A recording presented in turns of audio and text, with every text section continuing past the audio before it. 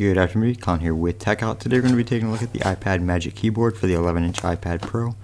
This is one of the things I've been excited about since the new iPad was released, and I'm glad that Apple released this a little bit early. It wasn't supposed to come out until May, but here it is. We do have our hands on it. It is available to the public, and you can pick one up at Best Buy or Apple directly.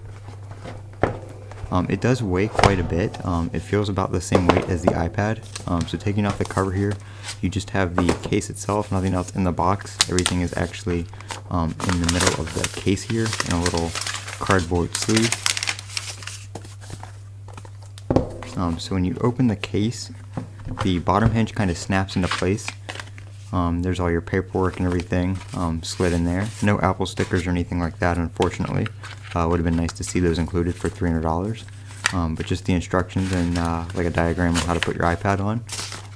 But the bottom hinge snaps into place here, as you can hear, and then you can adjust the top middle section to adjust the angle of your iPad.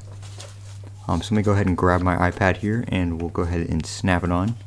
The magnets on this do align the iPad quite nicely. I haven't had any issues. It just lines right up perfectly every time. Sorry, my iPad is a bit dirty, but it just snaps right on, aligns itself, and the keyboard connects via the smart connector, so there's no Bluetooth pairing or powering it up or anything like that. It just snaps on and it's ready to go. So there we go, trackpad and everything works. You can adjust the tracking speed and the keyboard brightness and everything in settings.